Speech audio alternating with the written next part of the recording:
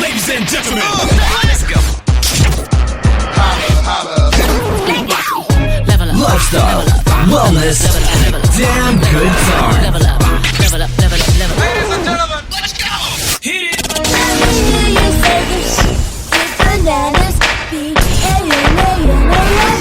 You're listening to the Holistic Life Podcast, presented by Say What Radio. What up, people? This is actually the first holistic live. Actually, it's not even live.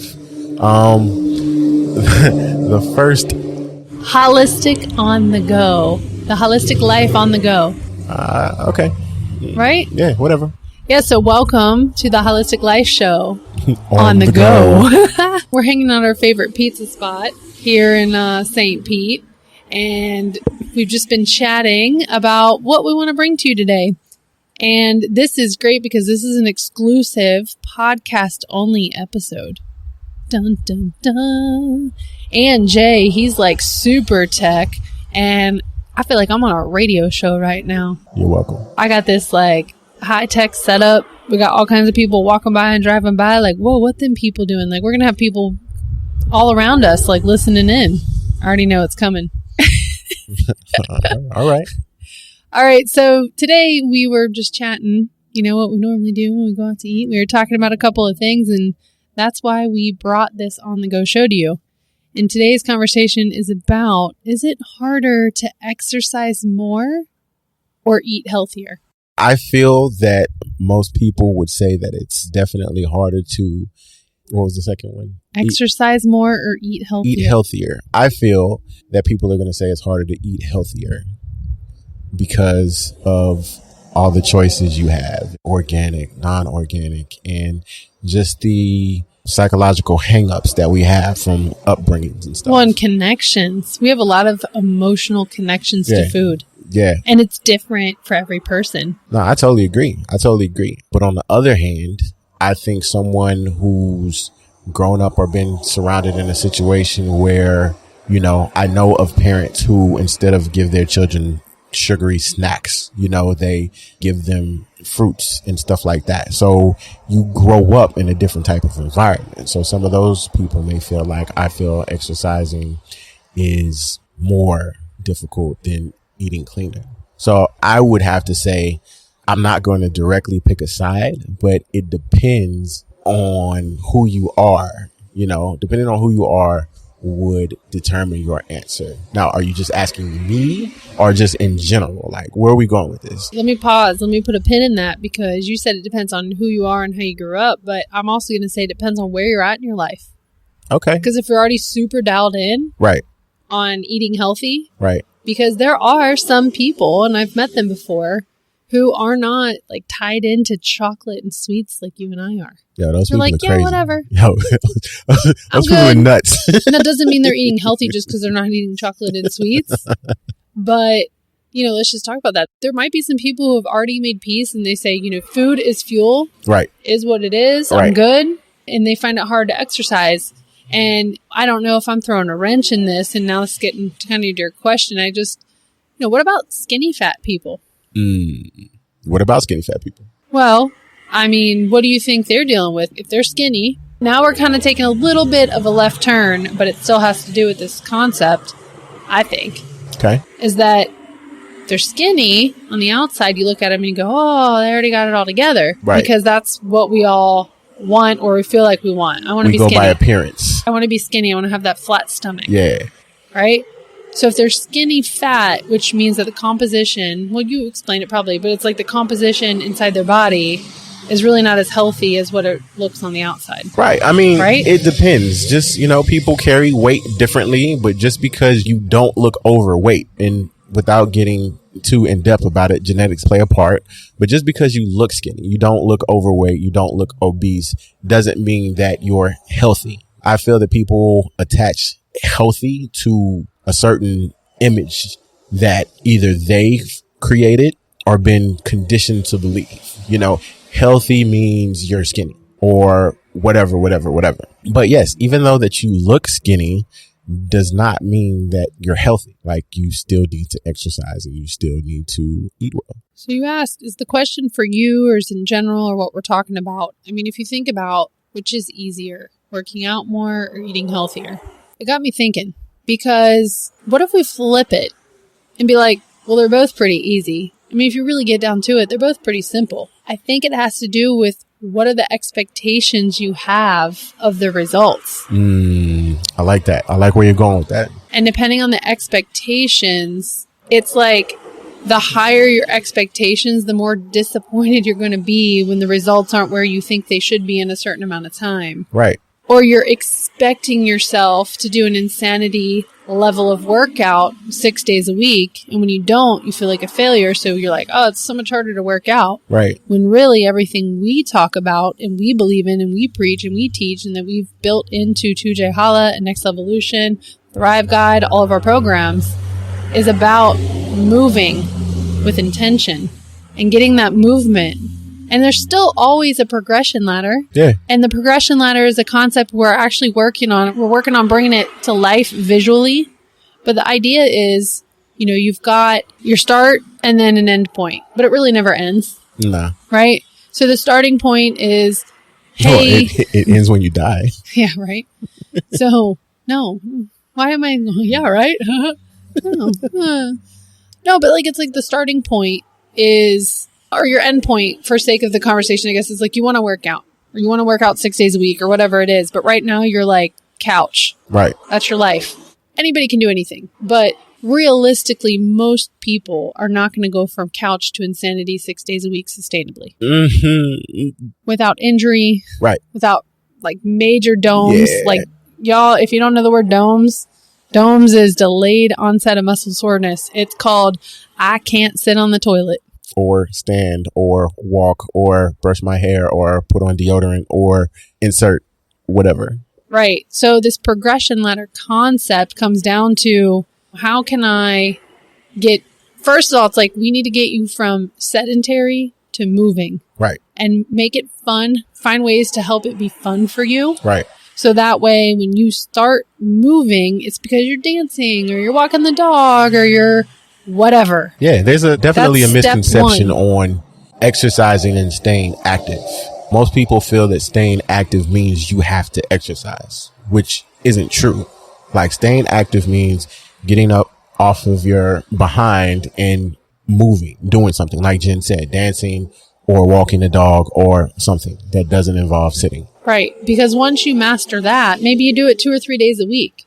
Once you master that, then you can say, all right, I'm going to add another day. Right. Or I'm going to add more time. Mm-hmm. Or I'm going to increase the difficulty or the amount of exertion. And then you master that. Not all 3. I said one of them. Right. It's a progression. You move on that progression ladder until you get closer, because that's what's going to help these changes that it started the question with like, what if we flip it and say they're both easy? Right. Because they really are. I mean, if you break it down to the simplest forms, you're right. They are. It's all about our hang-ups. No matter what, whether it's health and fitness or, hey, someone's ripping it up here on 4th Street. I was going to say something, but I will. Hashtag what?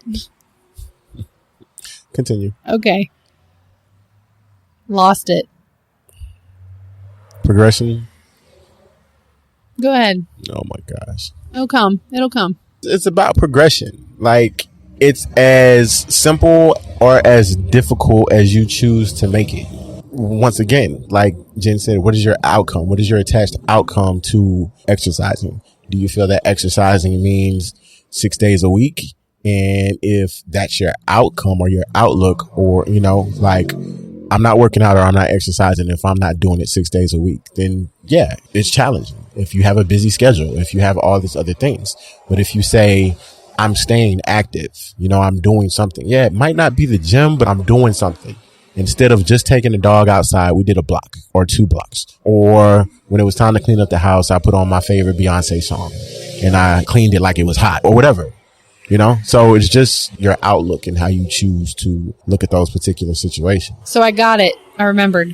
We're talking about health and wellness here. And I was going to say that this applies to every aspect of your life. Whether you've got a dream, you got a career, you're trying to learn how to play the guitar, like insert activity, right? Insert goal. Because we are humans, we have this thing called our brain.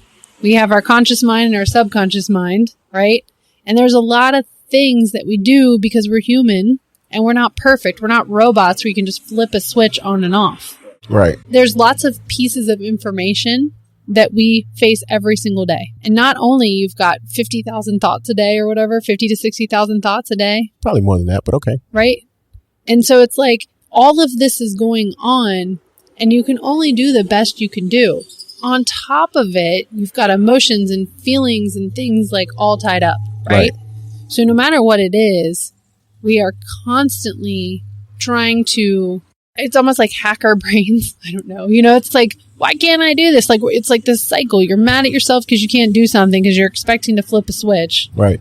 And then you got to realize that it takes time because you have to like really want it deep down and be willing to step into that change. Right. So the thing is you can flip a switch overnight. I'm being extreme. You're 40, you're 35, you're 20. I don't know. Pick some crazy young number and you have a stroke. And then you go to the doctor and the doctor's like, oh my God, you need to get your shit together.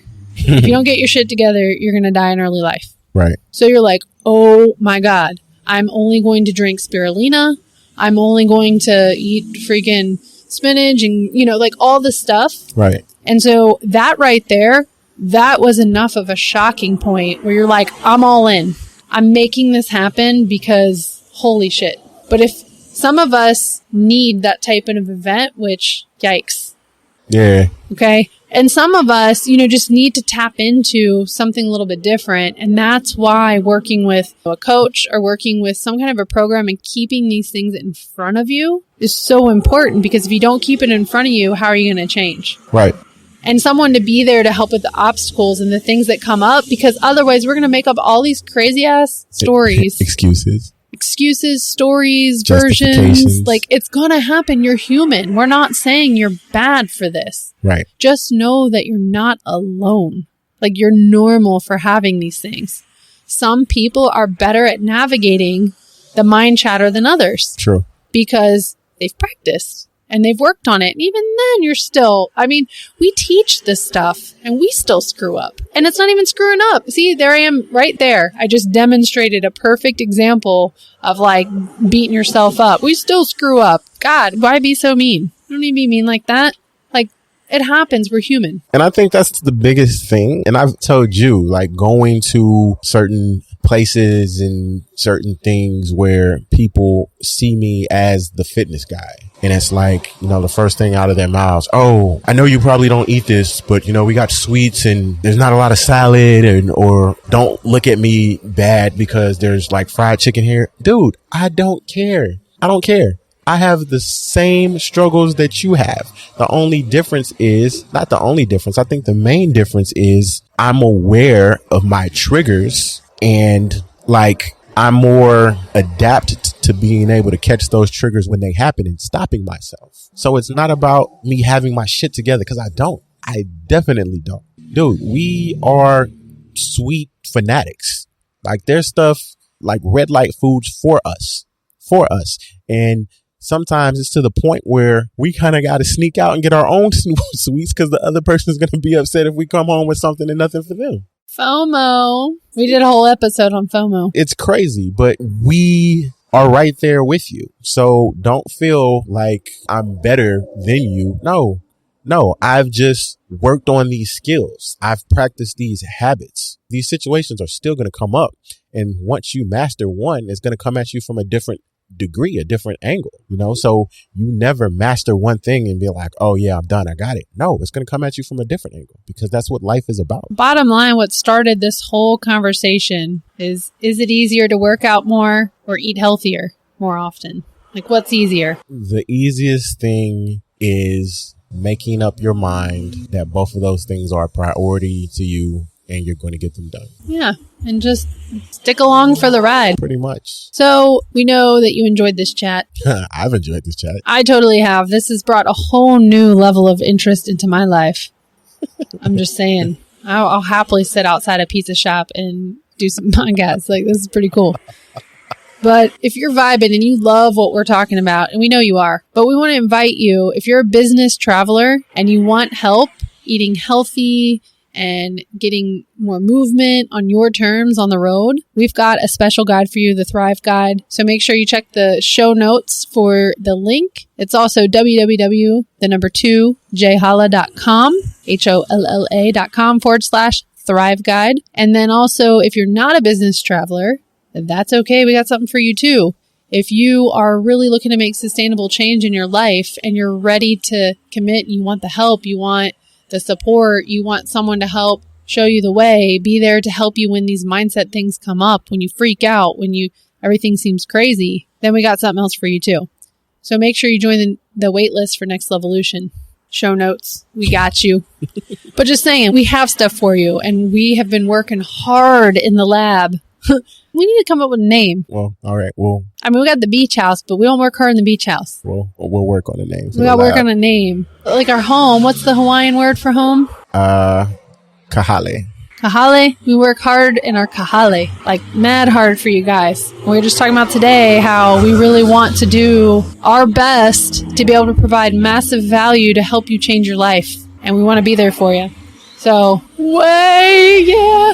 Oh, man. Oh, man. I'm so excited for these holistic life shows on the road. Oh, my God. Yeah, this happens all the time. Ever since I left corporate America, I'm getting goofier and goofier. Stepping more into my authentic self, so watch out. Oh, man. All right. Mahala. You can subscribe to the Holistic Life Podcast from your favorite streaming platform. And don't forget to check out 2jholla.com to stay in the know as an official 2JH insider. Mahalo for tuning in. And until next time, that's our show.